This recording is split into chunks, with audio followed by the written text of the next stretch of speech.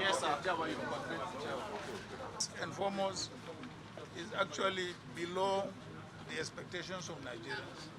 Nigerians who are expecting real-time electronic, transfer to the various levels of, of the elections. But what we got is a mixture of electronic and manual transmission, which is going to cause more confusion or chaos than if we have a single tier, electoral transmission system, which is real-time electronic. That would be our preference. And I think there is need for all the opposition political parties to come together to pursue this issue.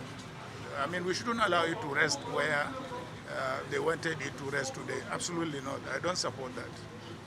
Sir, will you be contesting for the 2027 election, and why are you here in Mina today? Is it the first time that you are seeing me here? Certainly not. I have always come here to pay my respects. The issue of contesting 2027 election does not even arise. I am a member of ADC, and we are busy trying to make sure that our structures are firmly rooted, from the world level, local government level, state level, up to the national level. And we are busy mobilizing people and also registering at the same time.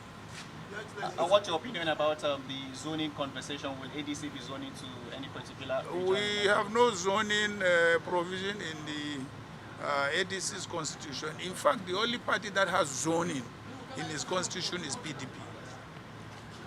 Just one question from... Your Excellency, how, sir?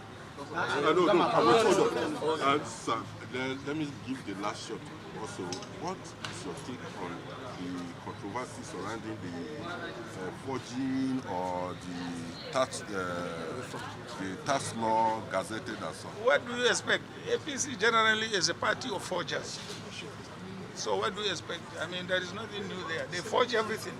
They forge certificates, they forge age limit, they forge everything. So that's the hallmark of APC.